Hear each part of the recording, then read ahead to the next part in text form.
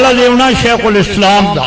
جو شیخ الاسلام صرف شیخ الاسلام خواجہ قمر الدین ہی نہیں بلکہ علم دے بادشاہ،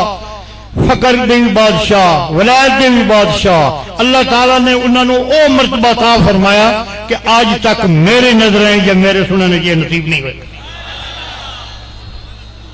ہوں تساں اس گل نال تھوڑی جی گل سمجھ لو کہ جبرائیل علیہ السلام کا کتنا بڑا مقام ہے، تمام انبیاء کی خدمت حاضر ہوندے رہے، اللہ تعالیٰ کی کلام آ کے سناندے رہے، پیغام دیندے رہے، لیکن نبی پاک دی شان نو، نبی پاک دے مرتبے نو، نبی پاک دے مقام نو جبرائیل نے نہیں سمجھا اتنا جتنا شیخ الاسلام نے سمجھا۔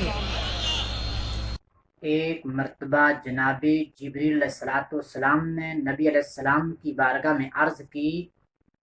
یا رسول اللہ صلی اللہ علیہ وسلم،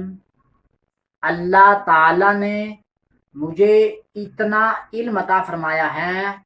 کہ میں زمین میں ہر پتے کو گن سکتا ہوں، پانی میں ہر مچھلی کو گن سکتا ہوں، آسمان پر ہر تارے کو گن سکتا ہوں، اور ریت میں ہر ذرے کو گن سکتا ہوں، لیکن ایک چیز کو میں گن نہیں سکتا۔ تو آقا علیہ السلام نے جبریل علیہ السلام سے پوچھا، جبرائیل وہ کون سی چیز ہے جسے گن نہیں سکتے؟ تو جبریل علیہ السلام نے عرض کی، یا رسول اللہ وسلم، آپ کا امتی جو آپ پر درود شریف پڑھتا ہے،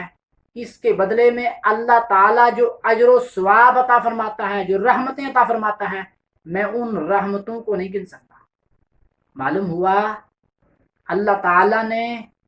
پوری کائنات میں انبیاء کے بعد جناب جبریل علیہ السلام کو زیادہ علم عطا فرمایا تھا۔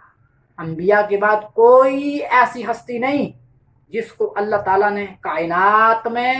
اتنا علم عطا فرمایا ہو جتنا جناب جبریل علیہ السلام کو عطا فرمایا۔